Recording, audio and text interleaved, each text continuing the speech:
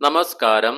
ഏവർക്കും എല്ലാ ഞായറാഴ്ചയും ഉച്ചകഴിഞ്ഞുള്ള മാർക്കറ്റ് ഔട്ട്ലുക്ക് വീഡിയോയിലേക്ക് സ്വാഗതം. ഇന്ന് ജൂലൈ 20 ഞായർ 2025. അങ്ങനെ നമ്മൾ ഈ മാസത്തെ 4ാമത്തെ ആഴ്ചയിലേക്ക് കടക്കുകയാണ്.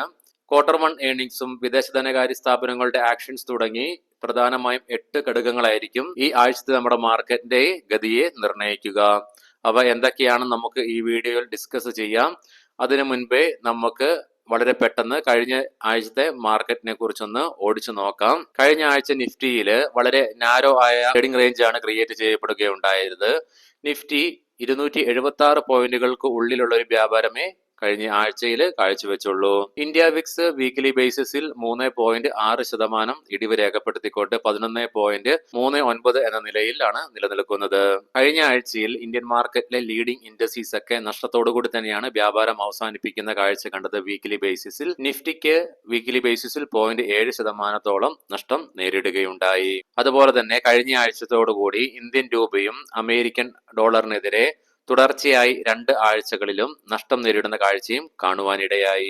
ഈ ആഴ്ചത്തെ നമ്മുടെ മാർക്കറ്റിലേക്ക് വരുമ്പോൾ എന്തൊക്കെ ഘടകങ്ങളാണ് നമ്മുടെ മാർക്കറ്റിനെ ഈ ആഴ്ചയിൽ സ്വാധീനിക്കാൻ പോകുന്നത് എന്ന് നമുക്ക് പരിശോധിക്കാം. ഒന്നാമതായിട്ട് തന്നെ വരുന്ന ക്വാർട്ടർലി ഏർണിംഗ്സ് തന്നെയായിരിക്കും. ഈ ആഴ്ചയിൽ Eicher Motors, UltraTech cement, Bajaj Finance, Bajaj Finserv, doctor Reddy's, Infosys, Tata Consumer, Nestle India, SBI life insurance, Cipla, Kotak Mahindra തുടങ്ങി പ്രധാനപ്പെട്ട 286 കമ്പനികളുടെ ക്വാർട്ടർ 1 ഏർണിംഗ്സ് റിലീസ് ചെയ്യും. സോ ഈ ആഴ്ച ലോക്കലി പ്രധാനമായിട്ടും സ്വാധീനിക്കാൻ പോകുന്ന ഘടകം ക്വാർട്ടർ 1 ഏർണിംഗ്സ് തന്നെയായിരിക്കും. കഴിഞ്ഞ ആഴ്ച നമ്മൾ കണ്ടു TCSന്റെയും ആക്സിസ് ബാങ്കിന്റെയൊക്കെ ക്വാർട്ടർ 1 ഏർണിംഗ്സ് വന്നതിനെ തുടർന്ന് നമ്മുടെ മാർക്കറ്റിലുണ്ടായ ഇടിവുകൾ. അതുപോലെ തന്നെ കഴിഞ്ഞ ദിവസം വെള്ളിയാഴ്ച നമ്മുടെ മാർക്കറ്റ് അടച്ചതിന് ശേഷം റിലയൻസ് ഇൻഡസ്ട്രീസിന്റെയും അതിനുശേഷം HDFC ബാങ്ക്, ICICI ബാങ്ക് തുടങ്ങി ഹെവി വെയിറ്റ് സ്റ്റോക്കുകളുടെയൊക്കെ ക്വാർട്ടർ 1 ഏർണിംഗ്സ് റിലീസ് ചെയ്തിട്ടുണ്ട്. അവയെക്കുറിച്ചൊക്കെ നമുക്ക് വീഡിയോയുടെ അവസാനം സ്റ്റോക്കിംഗ് ന്യൂസിൽ ഡിസ്കസ് ചെയ്യാം. അതുപോലെ തന്നെ യെസ് ബാങ്കിന്റെയും ക്വാർട്ടർ 1 ഏർണിംഗ്സ് റിലീസ് ചെയ്യുകയുണ്ടായി. സോ ഈ ഹെവി വെയിറ്റ് സ്റ്റോക്കുകളുടെയൊക്കെ ക്വാർട്ടർ 1 റിസൾട്ടിന്റെ ഫലങ്ങൾ നാളെ നമ്മുടെ മാർക്കറ്റിൽ പ്രതിഫലിക്കും. രണ്ടാമതായിട്ട് ഈ ആഴ്ച നമ്മുടെ മാർക്കറ്റിനെ സ്വാധീനിക്കുന്നത് കോർപ്പറേറ്റ് ആക്ഷൻസ് തന്നെയാണ്. ഒത്തിരിയേറെ കോർപ്പറേറ്റ് ആക്ഷൻസ് ഒക്കെ ഈ ആഴ്ചത്തേക്ക് ലൈനപ്പ് ചെയ്തിട്ടുണ്ട്. ഒത്തിരിയേറെ കമ്പനികളുടെ ഡിവിഡൻസിന്റെയും റൈറ്റ് ഇഷ്യൂവിന്റെയും ബൈബാക്സിന്റെയും ബോണസ് ഇഷ്യൂ തുടങ്ങിയ കാര്യങ്ങളൊക്കെ 100-ലേറെ കമ്പനികളുടെ കാര്യങ്ങൾ ഈ ആഴ്ചയിൽ ലൈനപ്പ് ചെയ്തിട്ടുണ്ട്. ഈ തിങ്കൾ മുതൽ വെള്ളി വരെ 5 ദിവസങ്ങളിലായിട്ട്. സോ ഈ പറഞ്ഞ കോർപ്പറേറ്റ് ഇവന്റ്സുകളൊക്കെ ലോക്കലി നമ്മുടെ മാർക്കറ്റിനെ സ്വാധീനിക്കാൻ സാധ്യതകൾ ഏറെയാണ്. മൂന്നാമതായിട്ട് നമ്മുടെ മാർക്കറ്റിനെ സ്വാധീനിക്കുക US മാർക്കറ്റ് തന്നെയായിരിക്കും. കാരണം വേൾഡ് മാർക്കറ്റിന്റെ മദർ മാർക്കറ്റ് ആണല്ലോ US മാർക്കറ്റ്. കഴിഞ്ഞ വെള്ളിയാഴ്ച നമ്മുടെ മാർക്കറ്റ് അടച്ചതിന് ശേഷം US മാർക്കറ്റ് സ്ട്രഗിൾ ചെയ്യുന്ന ഒരു കാഴ്ചയാണ് കാണുവാനായിട്ട് സാധിച്ചത്. കാരണം ഇന്ത്യൻ മാർക്കറ്റിലെ പോലെ അവിടെയും ഇപ്പോൾ ക്വാർട്ടർലി ഏർണിംഗ്സ് റിലീസ് ചെയ്യുന്ന സമയമാണ്. അതുപോലെ തന്നെ ചൊവ്വാഴ്ച ജൂലൈ 22-ാം തീയതി വൈകുന്നേരം 6 മണിക്ക് ഫെഡ് ചെയർമാൻ ജെറോം പവലിന്റെ സ്പീച്ച് ഉണ്ട്. സോ ഈ 2 ഘടകങ്ങളായിരിക്കാം US മാർക്കറ്റിന്റെ ഗതിയെ ഈ ആഴ്ചയിൽ തീരുമാനിക്കാൻ വേണ്ടി പോകുന്നത്. സോ സ്വാഭാവികമായിട്ടും US മാർക്കറ്റിൽ ഉണ്ടാകുന്ന ഉയർച്ച താഴ്ചകൾ നമ്മുടെ മാർക്കറ്റിലും റിഫ്ലക്റ്റ് ആകും. നാലാമതായിട്ട് നമ്മുടെ മാർക്കറ്റിന്റെ ഗതിയെ നിർണ്ണയിക്കാൻ പോകുന്നത് ഈ ആഴ്ച നമ്മുടെ മാർക്കറ്റിൽ ലിസ്റ്റ് ചെയ്യപ്പെടാൻ പോകുന്നതും സബ്സ്ക്രിപ്ഷന് വേണ്ടി ഓപ്പൺ ആകാൻ പോകുന്ന IPOs തന്നെയാണ്. ഈ ആഴ്ചയിൽ മെയിൻ ബോർഡ് സെഗ്മെന്റുകളിലേക്ക് മാത്രം 4 IPOs ഓപ്പൺ ആകുന്നുണ്ട്. അഞ്ചാമതായിട്ട് നമ്മുടെ മാർക്കറ്റിനെ സ്വാധീനിക്കുക തീർച്ചയായിട്ടും വിദേശ ആഭ്യന്തര ധനകാര്യ സ്ഥാപനങ്ങളുടെ ആക്ഷൻസ് തന്നെയായിരിക്കും. നമ്മൾ കഴിഞ്ഞ വെള്ളിയാഴ്ച കണ്ടു ലാസ്റ്റ് 5 ട്രേഡിംഗ് സെക്ഷൻ കൊണ്ട് ഏകദേശം $1 ബില്യൺ വിഡ്രോവലാണ് വിദേശ ധനകാര്യ സ്ഥാപനങ്ങളുടെ ഭാഗത്ത് നിന്നും ഇന്ത്യൻ മാർക്കറ്റിൽ നടത്തിയിരിക്കുന്നത്. അതേസമയം ആഭ്യന്തര ധനകാര്യ സ്ഥാപനങ്ങൾ 11,000 കോടി രൂപയ്ക്ക് ബൈ നടത്തിയെങ്കിൽ കൂടിയിട്ടും നമ്മുടെ മാർക്കറ്റ് ഫോളോ ചെയ്യുന്നതാണ് കാണുവാൻ സാധിച്ചത്. ഈ മാസം വിദേശ ധനകാര്യ സ്ഥാപനങ്ങൾ ക്യാഷ് മാർക്കറ്റില് 16,955 കോടി രൂപയ്ക്ക് നെറ്റ് സെല്ലേഴ്സ് ആണ് നമ്മുടെ മാർക്കറ്റില്. വെള്ളിയാഴ്ച 374 കോടി രൂപയ്ക്ക് ബൈങ് നടത്തുകയുണ്ടായി വിദേശ ധനകാര്യ സ്ഥാപനങ്ങൾ. തത്സമയം ആഭ്യന്തര ധനകാര്യ സ്ഥാപനങ്ങൾ 2,103 കോടി രൂപയ്ക്കും ബൈ നടത്തുകയുണ്ടായി. സോ വിദേശ ധനകാര്യ സ്ഥാപനങ്ങൾ ബയേഴ്സായി മാറാതെ നമ്മുടെ മാർക്കറ്റിന് ഇനി മുന്നോട്ടേക്കുള്ള ഒരു യാത്ര സാധ്യമാവുകയില്ല.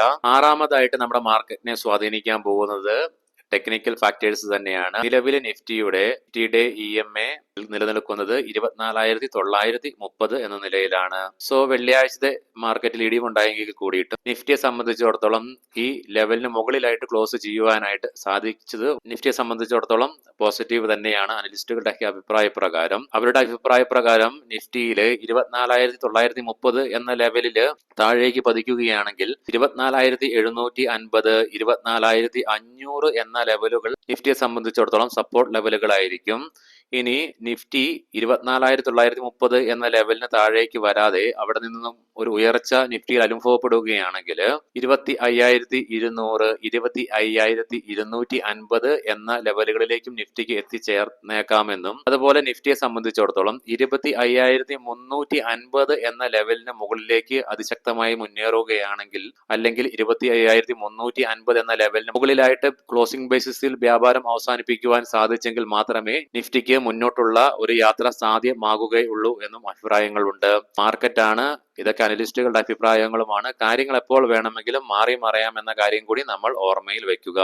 ഏഴാമതായിട്ട് നമ്മുടെ മാർക്കറ്റിനെ ഈ ആഴ്ചയിൽ സ്വാധീനിക്കാൻ വേണ്ടി പോകുന്നത് പ്രധാനമായിട്ടും അമേരിക്കൻ ഡോളറിനെതിരെ ഇന്ത്യൻ രൂപയുടെ പെർഫോമൻസ് തന്നെയായിരിക്കും. തുടർച്ചയായിട്ട് 2 ആഴ്ചയായി ഇന്ത്യൻ രൂപ അമേരിക്കൻ ഡോളറിനെതിരെ നഷ്ടം നേരിടുന്ന കാഴ്ചയാണ് നിലവിൽ അനുഭവപ്പെടുന്നത്. നിലവില് ഇന്ത്യൻ രൂപ 86.14 എന്ന ലെവലിലാണ് US ഡോളറിനെതിരെ വ്യാപാരം അവസാനിപ്പിച്ചത്. വീക്ക്ലി ബേസിസിൽ ഇന്ത്യൻ രൂപയ്ക്ക് 0.4% ഇടിവും നേരിട്ടു.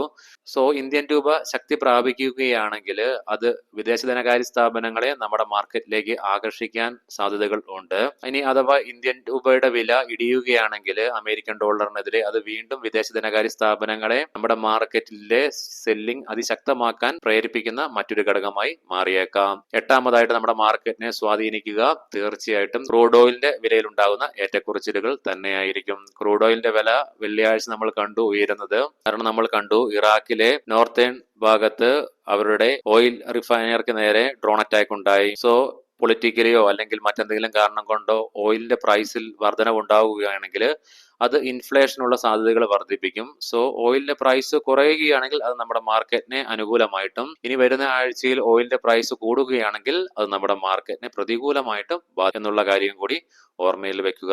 സോ അപ്പോൾ ഈ പറഞ്ഞ 8 കാര്യങ്ങളായിരിക്കും നമ്മുടെ മാർക്കറ്റിന്റെ ഗതിയെ പ്രധാനമായിട്ടും നിർണ്ണയിക്കുക ഈ വരുന്ന ആഴ്ചയിൽ.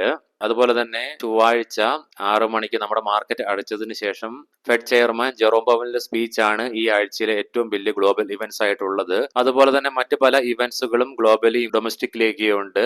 സോ നിങ്ങൾ അതൊക്കെ ചെക്ക് ചെയ്തിട്ട് വേണം ഈ ആഴ്ചയിലേക്കുള്ള പൊസിഷൻസ് ക്രിയേറ്റ് ചെയ്യുവാൻ. ഓരോ ദിവസവുമുള്ള ഇവന്റ്സുകൾ നമ്മൾ പ്രീ മാർക്കറ്റ് റിപ്പോർട്ടിൽ ഡിസ്കസ് ചെയ്യാം. ഇനി നമുക്ക് കുറച്ച് സ്റ്റോക്കിംഗ് ന്യൂസുകൾ പരിശോധിക്കാം. മുൻകൂട്ടി ഓർമ്മിപ്പിച്ചുകൊള്ളട്ടെ, ഇതൊരു ബൈ ഓർ സെൽ റെക്കമെൻഡേഷൻ അല്ല. HDFC ബാങ്ക് Q1 റിസൾട്ടില് കൺസോളിഡേറ്റഡ് നെറ്റ് പ്രോഫിറ്റ് 16,476 കോടി രൂപയിൽ നിന്ന് 16,258 കോടി രൂപയിലേക്ക് ഇടിവ് രേഖപ്പെടുത്തി.